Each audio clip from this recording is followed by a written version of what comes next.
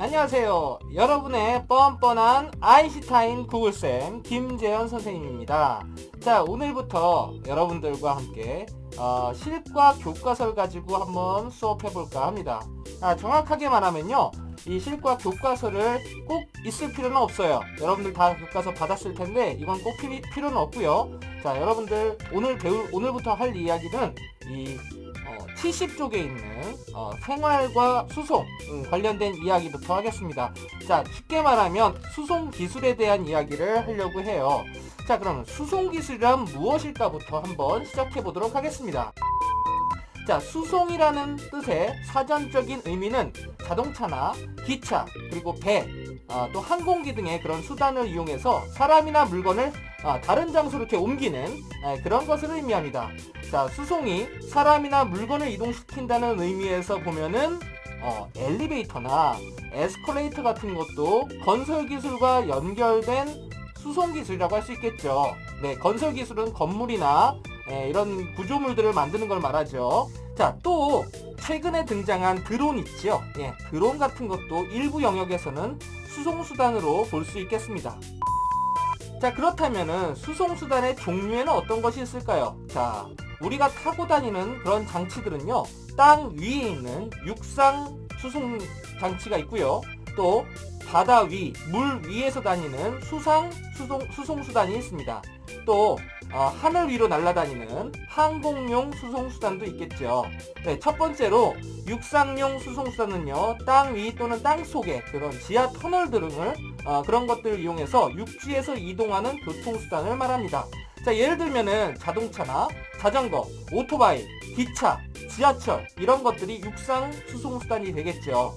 또 특히 요즘 여러분들도 개인적으로 많이 타고 다니는 전동 휠이라든지 전동 킥보드라든지 이런 것들도 일종의 개인용 전동 이동수단으로 포함할 수 있겠습니다.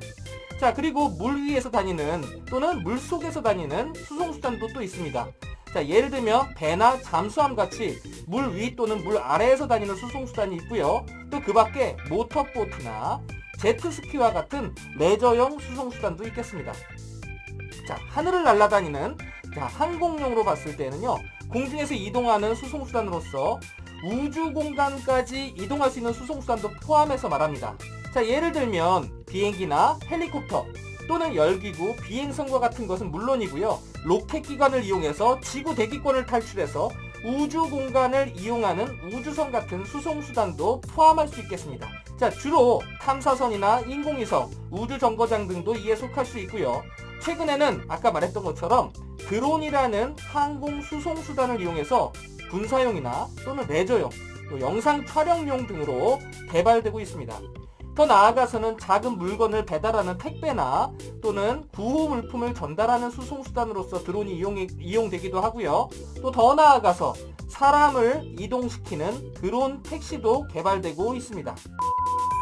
자, 그 중에서 수송기술 중에서 우리가 가장 우리 옆에서 접하게 되는 육상에서 이용하는 그런 육상용 수송수단에 대해서 중심으로 이야기를 한번 해보도록 할게요. 자, 우리가 역사를 한번 보겠습니다. 수송수단의 역사를 한번 보면요, 저 과거 고대시대로 가겠습니다. 가장 최초의 육상의 수송수단으로서 뭐가 있었냐면요, 바퀴가 있었습니다. 자, 고대의 수송수단 중에 최고의 발명품으로 인정받는 것이 바로 바퀴입니다. 자, 대부분의 발명품들이 그렇듯이 바퀴도 한 사람의 뛰어난 능력에 의해서 생겨난 것이 아니라 이미 있었던 것들을 응용하고 이렇게 계속 발전시켜서 등장했습니다. 자, 사람들이 무겁고 거대한 돌덩이를 옮기고자 할 때, 옛날에 피라미드 만들거나 그랬을 때 옮기고자 할 때 긴 통나무를 여러 개 바닥에 이렇게 깔면 조금 더 쉽게 움직일 수 있어요. 하지만 이런 통나무들을 바퀴라고 하지는 않았었습니다. 일반적으로 최초의 바퀴는요, 기원전 약 3,500년 전에 메소포타미아에서 사용하던 도공들의 회전 바퀴를 말합니다. 자, 사람들은 짐을 모래나 눈, 얼음 위에서 이동하기 위한 나무 썰매 회전 바퀴를 달아서 사용하기 시작한 것이 수송수단으로서의 수레바퀴의 시초라고 할 수 있었습니다. 자, 이후에 근대 산업의 발달로 기차가 등장하면서 무거운 기차에 적절한 이 쇠바퀴가 등장하였습니다. 또 그 바퀴 제작에 필요한 새로운 소재를 도입해서 진동이 심한 나무 세라바퀴나 또는 무거운 쇠로 된 바퀴 대신에 바퀴 테두리 주변에 이렇게 고무를 사용해서 오늘날의 타이어의 시초가 이때 마차나 수레 시대에 탄생하게 되었습니다.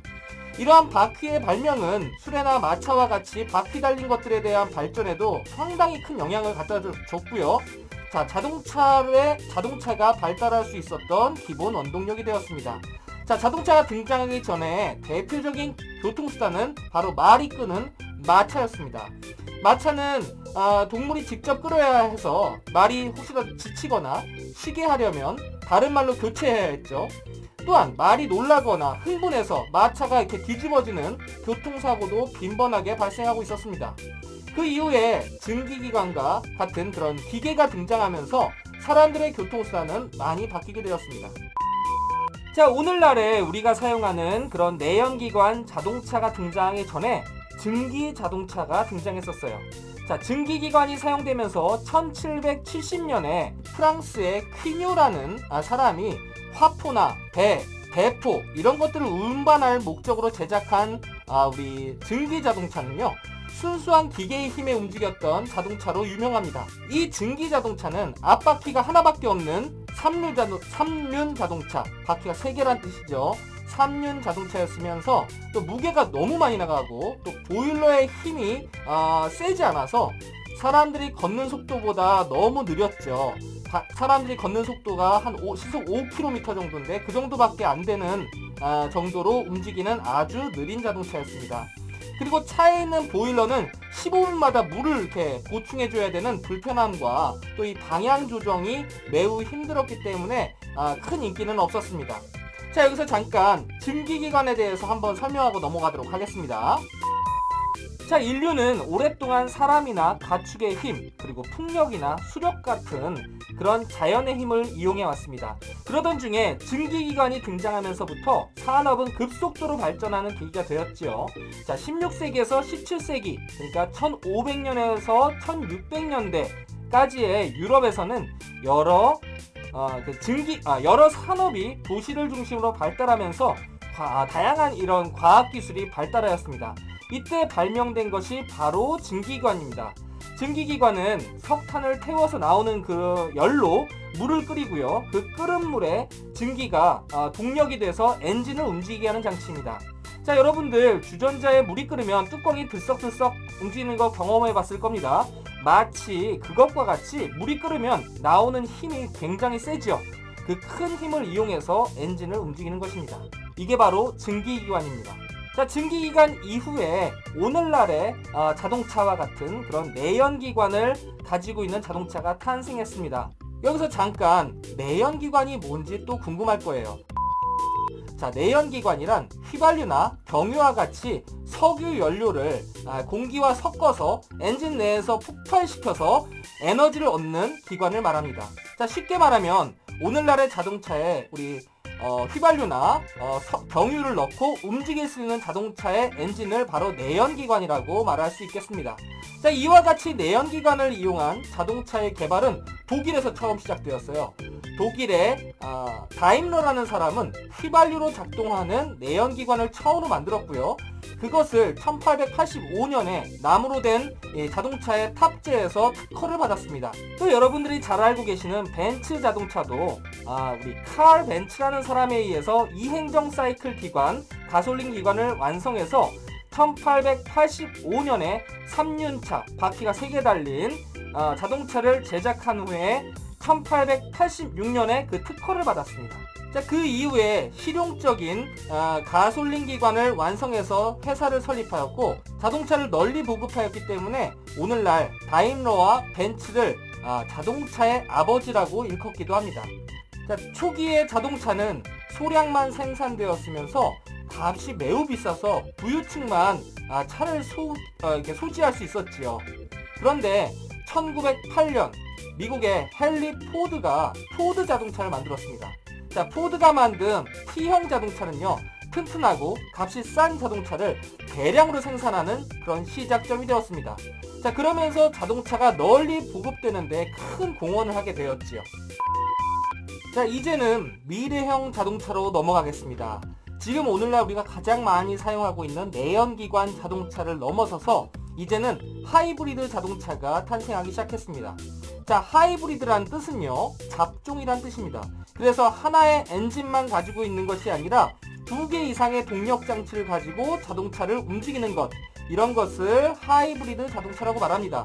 자, 여러분들의 부모님들이나 주변에서 하이브리드 자동차는 많이 지금 있습니다. 내연기관은 석유 에너지를 사용하기 때문에 환경 문제가 많이 발생하죠. 그래서 친환경적인 전기를 사용하는 것이 최근에 많이 주목되고 있는데, 완전한 전기 자동차보다는 더 출력이 좋은 엔진과 함께 사용하는 그런 하이브리드 자동차가 더 많이 개발되고 있습니다. 자, 하이브리드 자동차에도 여러 종류가 있는데요. 보통 가솔린이나 디젤 연료를 넣고 엔진의 힘으로 달리다가, 자, 필요한 어떤 구간이나 영역에서는 전기의 힘으로 모터로 달리는 그런 2가지 방식을 사용하는, 2가지 동력 장치를 이용하는 자동차를 말합니다. 자, 하이브리드 자동차에 대해선 다음 시간에 더 자세하게 배워보도록 하고요. 조금 더 친환경적인 전기 자동차에 대해서도 이야기해 보도록 할게요. 자, 최근에는 석유 연료와 엔진을 사용하지 않고 전기 배터리와 전기 모터만을 사용한 완전한 전기 자동차가 많이 개발되고 있습니다. 자, 과거에는요, 배터리 용량이 적어서 먼 거리를 이동하지 못하기 때문에 많이 사용되지 않았지만, 자, 최근에는 배터리 효율도 매우 높아지고요, 자동차 무게도 가벼워지고 충전 시간도 많이 단축되어서 상용화에 성공하였습니다. 자, 구조가 간단하고 매우 튼튼하고 운전하기 쉽고, 또한 무엇보다 가장 중요한 환경 문제가 발생하지 않는다는 것 때문에 최근 많이 늘어나고 있는 추세입니다. 자, 전기 자동차에 대해서도 다음 시간에 더 자세하게 알아보도록 할게요. 자, 그 밖에도 여러 다양한 종류의 친환경 자동차가 있습니다. 그 중에서 가장 많이 두각되고 있는 것들이 바로 수소 자동차입니다. 수소 자동차는요, 그냥 수소 연료만을 가지고 이렇게 가는 것이 아니라 수소 에너지를 이용해서 전기를 생산해서 연료 전지를 이용하는 자동차로서, 자, 물 외에는 배출가스가 이렇게 나오지 않기 때문에 매우 친환경적인 자동차라고 할 수 있습니다. 자, 그리고 그 밖에 수소 자동차 외에도 아직 상용화는 되어 있지 않지만 다양한 친환경 자동차들이 개발되고 있습니다. 자, 이렇게 수송 기술의 과거, 특히 육지 분야에 있어서 바퀴부터 시작해서 오늘날의 친환경 자동차까지 수송 기술의 역사와 개념에 대해서 간단하게 알아보았습니다.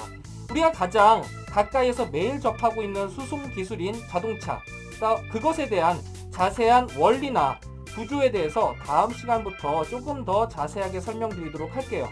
자, 여러분들 오늘 수업 어땠나요? 자, 여러분들이 배운 것을 꼭 기억할 수 있는 능력이 꼭 중요합니다.